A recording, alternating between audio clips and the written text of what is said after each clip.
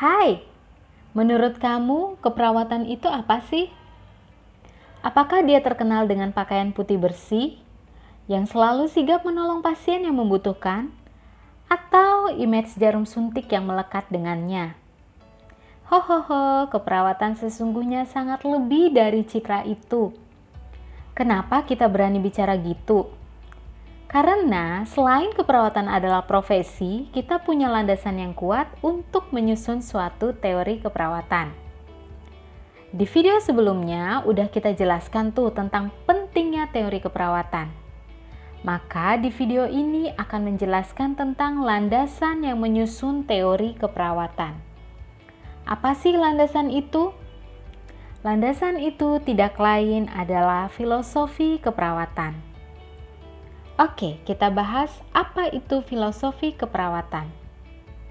Secara teoritis, dengan bahasa yang agak abstrak atau sulit dipahami, filosofi keperawatan dijelaskan sebagai nilai-nilai, keyakinan, dan cara pandang perawat terhadap fenomena yang menjadi fokus kajian utama, yang terdiri dari 4 komponen, yaitu manusia yang berada dalam rentang sehat sakit yang memiliki kebutuhan dasar. Sehingga hal-hal itu terdiri dari manusia, sehat sakit, keperawatan, dan lingkungan. Maksud dari pernyataan bahwa di dalam teori keperawatan itu harus disusun dan sudah ada filosofinya.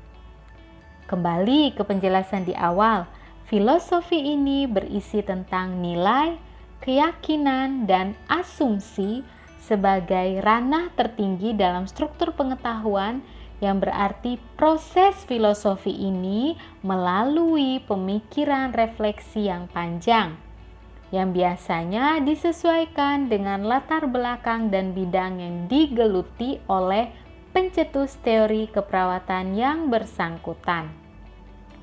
Oleh karena itu, filosofi keperawatan dari masing-masing teoris keperawatan atau pencetus teori keperawatan akan berbeda antara satu dengan yang lainnya. Sudah dibahas ya, ada 4 konsep besar yang dibahas di dalam filosofi keperawatan, yaitu manusia, sehat sakit, keperawatan, dan lingkungan. Untuk penjelasan teori keperawatan selanjutnya akan kita bahas satu persatu sesuai dengan teorisnya, sehingga nanti teman-teman bisa mengetahui perbedaan mendasar dari masing-masing teori keperawatan yang dicetuskan. Nah, sekarang kita bahas dulu deh filosofi dalam tingkatan teori keperawatan. Jadi berdasarkan buku Martha Rell Aligut di Pakar Teori Keperawatan dan karya mereka, tingkatan teori keperawatan dibagi menjadi 4. Yang pertama yaitu di dalam level filosofi tadi atau level meta paradigma, lalu yang kedua level model konseptual, level yang ketiga adalah level teori, dan yang terakhir di teori middle range. Oke, kita bahas dulu di tingkatan metaparadigma atau filosofi.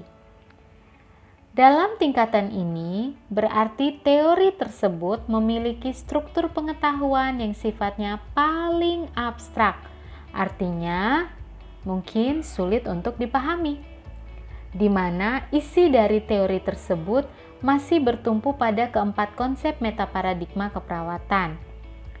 Dan konsep-konsep ini ditemukan melalui proses analisa, penalaran, dan presentasi logika. Sehingga dalam tingkatan metaparadigma atau filosofi, teman-teman tidak akan menemukan hubungan antar konsep yang satu dengan konsep yang lainnya, karena memang belum dijelaskan atau belum ditemukan secara rinci oleh para teorisnya. Yang kedua, tingkatan model konseptual. Dalam tingkatan model konseptual keperawatan, aktivitas dari teori ini yaitu mampu menguraikan hubungan di antara konsep.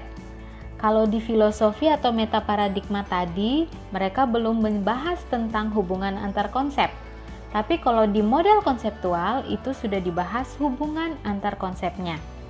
Tapi hubungan tersebut belum dijelaskan secara rinci, belum didefinisikan antara semua konsep. Jadi sifat teorinya itu lebih mengarah kepada teori yang sifatnya deskriptif dan hanya memiliki fokus untuk membangun hubungan antar konsep. Sekarang kita masuk ke dalam tingkatan teori keperawatan.